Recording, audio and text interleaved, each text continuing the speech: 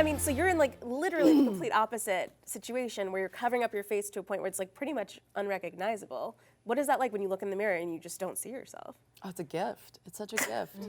Get out of here. Yeah, no, it is. I mean, listen, I think for me, you get to work with really great people, and there's a level of wanting to walk, on a tightrope where you want to have the audience have enough to be able to forget and feel like they're watching the thing that you want them to believe they're watching, but also not feel like you're losing the ability to do what you need to do.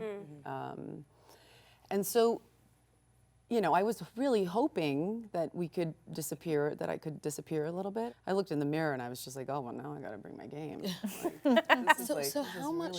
How much of you, because I could not see you.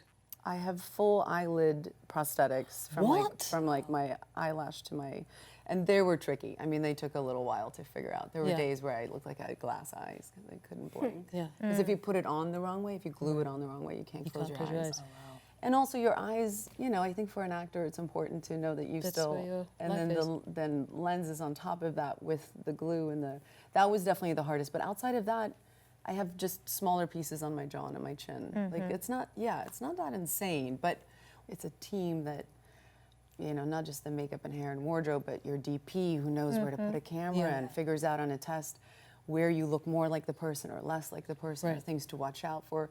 You have this incredible group of people looking after you, and they all want to try and do the same thing you're trying to do. And when I think about it that way, I'm like, you're part of something that you can never ever do on your own. Like, I could never get there on my own. Correct. When we started, I was just like, this is never gonna happen. Like, but again, ability that I can't even, her process I could never even describe. And then, a month later, I'm like, I think I sound a little bit like her. Like, how did that happen?